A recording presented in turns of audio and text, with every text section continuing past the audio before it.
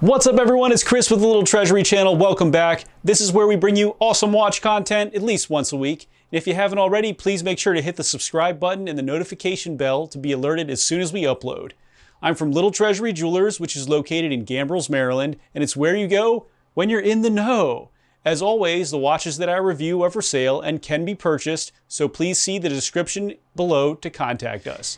In our last video, we reviewed the Seiko SLA037. So please make sure that you check it out if you haven't seen it already, especially if you're looking for a rare, vintage-inspired dive watch. This week we have a special treat for you. I was lucky enough to get my hands on the prototype version of the upcoming Grand Seiko 60th anniversary limited edition pieces, the SLGH003 and the SBGR321. While they don't tick, that is the only difference between these and the final versions. So let's get on to the video. This year is Grand Seiko's 60th anniversary, and they have come out with 4 pieces already to celebrate this. And now we are seeing the final 60th anniversary pieces, which are the SLGH003 and its little brother, the SBGR321. All of these pieces are in Grand Seiko's signature blue with a red accent to symbolize rebirth, which is called kanriki in Japan, where you wear a red vest and a red hat on your 60th birthday. Let's get on to the features.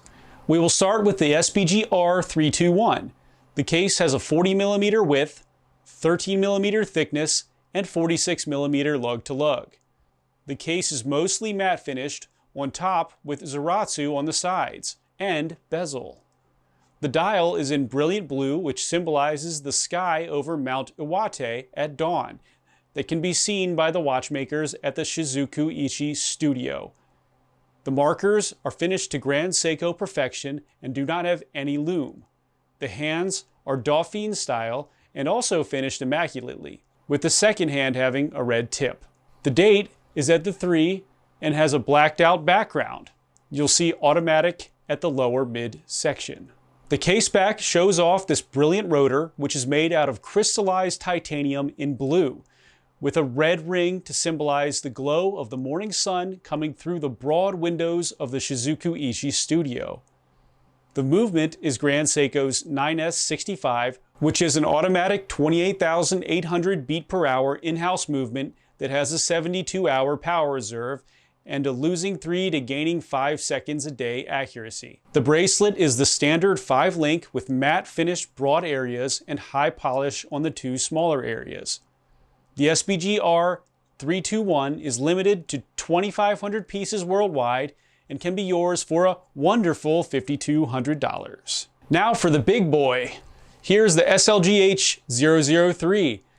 This is a totally new watch for Grand Seiko, with a new case that has a 40mm width, 11.7mm thickness, and 46mm lug-to-lug. It also has a 22mm lug width. The dial is in a deep shimmering blue, and scheme and accents symbolize the sun rising from red to yellow in the sky, which means a new beginning and is important in Japanese culture for the 60th birthday. The Grand Seiko logo is in gold. The indices are new and wider than they have ever been before, which puts out a tremendous amount of light, but doesn't have any loom as well. The hands are Dauphine, but the hour hand is chopped at the tips to be flat, while the second hand is in solid red. The date window is at the 3 and has a white background with black numerals. You'll see automatic, high beat, 36,000 and 80 hours at the lower midsection. The SLGH003 features a brand new in-house movement called the 9SA5. They can be seen through the open case back and features a new dual impulse escapement, which took them over 9 years to develop and delivers twice the energy as a standard lever escapement. It has an 80-hour power reserve and beats at 36,000 beats per hour while delivering a losing 3 to gaining 5 seconds a day accuracy. It is also finished with beveled edges and looks completely different from the 9S85. The bracelet is all new and is thicker at 22mm with a full matte style, but still 5-link in design. It has a Grand Seiko logo in gold on the buckle. The SLGH003 is limited to 1,100 pieces worldwide, with maybe 100 coming to the US, and can be yours for a wonderful $9,700. Now for my humble opinion. The SBGR321 is comfortable on the wrist and is a great size for me with my 6.5-inch wrist. It has a great combination of dial color, shiny markers, and case size, which I really love, but one glaringly obvious thing to me, it is the basic automatic movement from Grand Seiko. The automatic movement is really great that they make with 72 hours of power reserve and great accuracy, but I feel like it won't have that special feeling that a high beat or spring drive or even the quartz will have for most people. And you may just spend the extra money and get the SBGH281 here. This does have a look that will be more attractive to most people, though, I will say. And some people will really dislike gold logos, so they will love this one for that matter.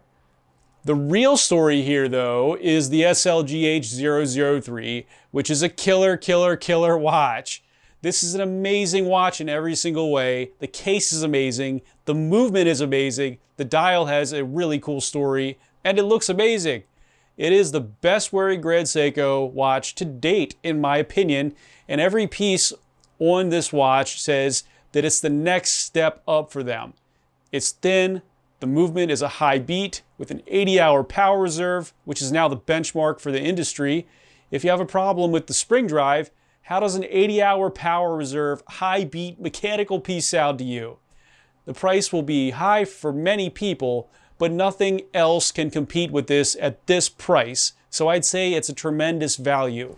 So to conclude, the SBGR321 is a great piece if you're after a 60th anniversary watch and haven't been able to decide yet, while the SLGH003 is truly the groundbreaking reinvention that Grand Seiko has been talking about for the 60th anniversary. And I'm sure that you will see this case used in future models as well. Thanks for watching today, everyone. I really hope you enjoyed the video. And if you did, please make sure to hit that subscribe button, give the video a like, and of course, share this with your friends. We'll look forward to seeing you next video.